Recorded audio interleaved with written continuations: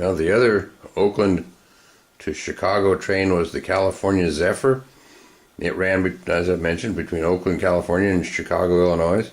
It ran over 3 railroads between Oakland and Salt Lake City. It ran on the Western Pacific, which is the first set of locomotives here.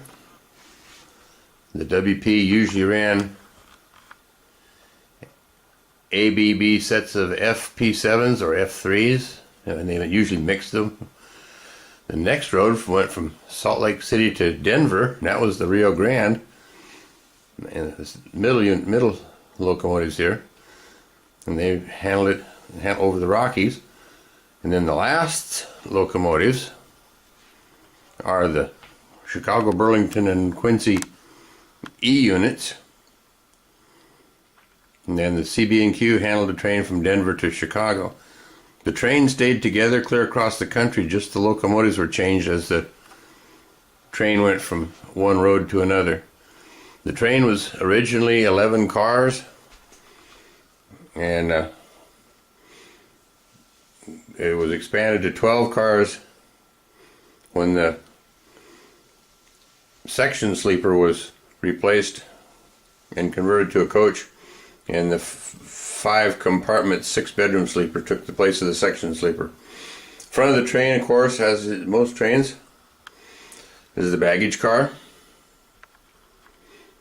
All the cars on the California Zephyr were named Silver something.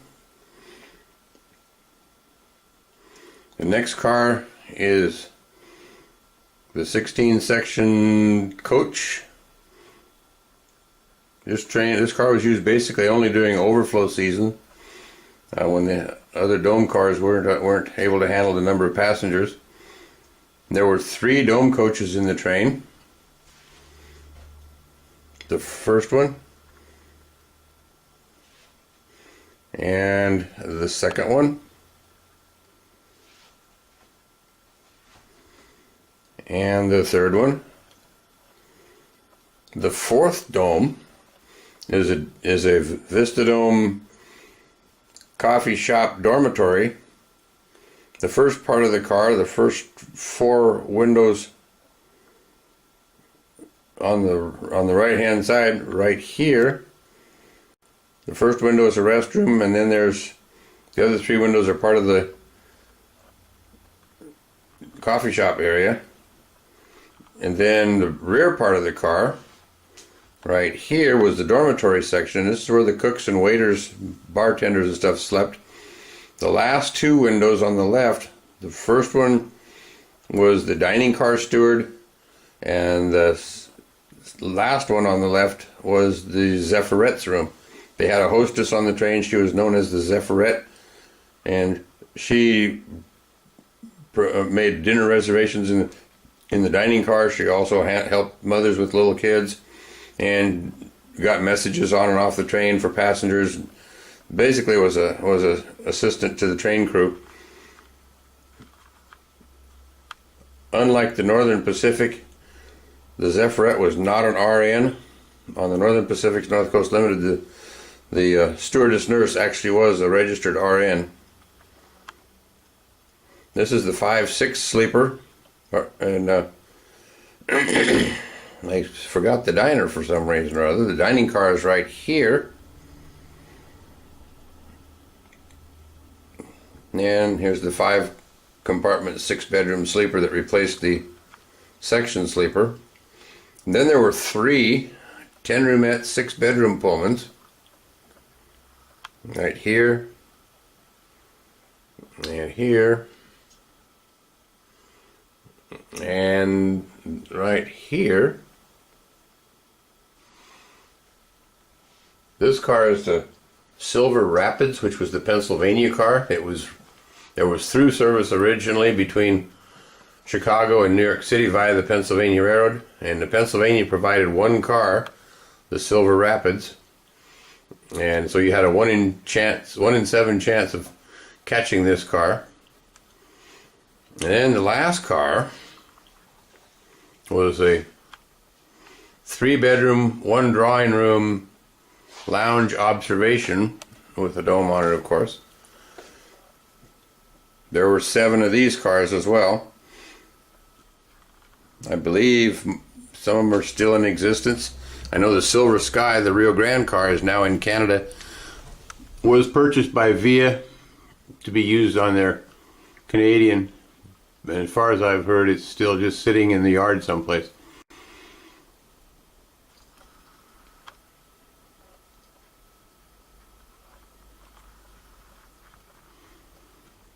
This model train was made by Broadway Limited Precision Craft.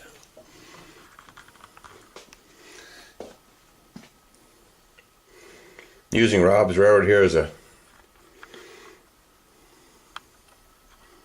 place to photograph the train where I can kind of stretch it out.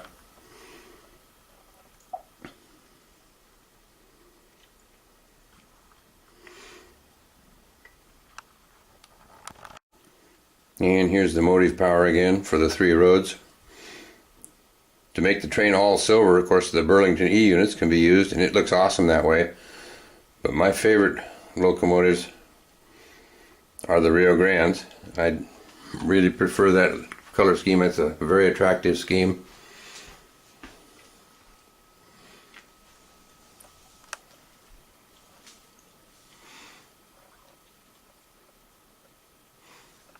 But the Western Pacific here to the left is not too shabby either, but I really like the Rio Grande. Originally, the Rio Grande used Alco power. They had an ABA, had 2 ABA sets of Alco PAs, and those were broken up into an AB set for the Prospector Royal Gorge, and the other 2 A units were used on the Yampa Valley Mail, and they were replaced by F7s and F9s. When I bought the train from Broadway Limited Precision Craft, I had ridden the Rio Grande Zephyr in 1975.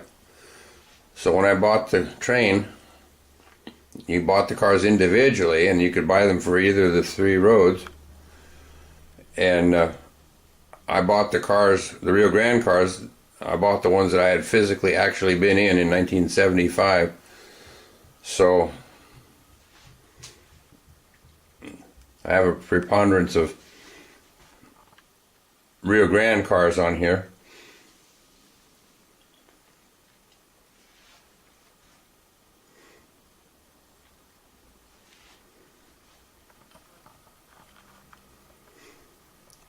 And the diner, unlike the airlines where you get plastic food that's powdered and blown at you, on the train they actually fix your meal to order. They use real eggs, they use real meat, and the dining car on the Rio Grande Zephyr, as well as I guess on the California Zephyr earlier, was the cinnamon rolls for breakfast and the apple pie that those were baked on board the train. They were not baked ahead of time and brought on board. They were actually baked fresh on the train.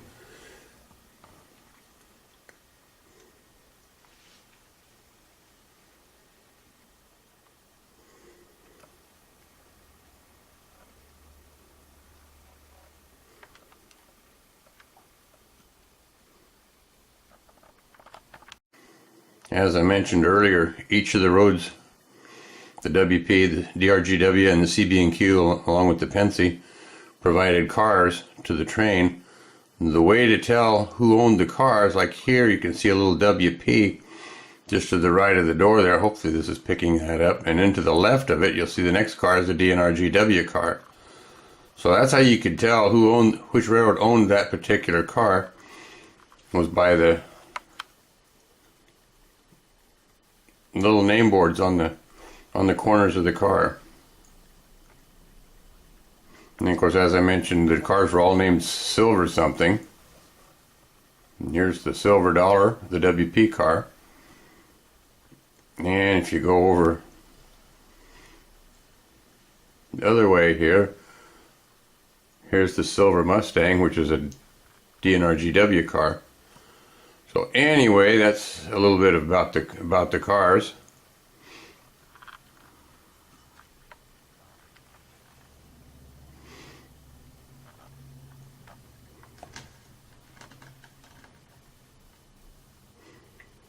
And back to the motive power again.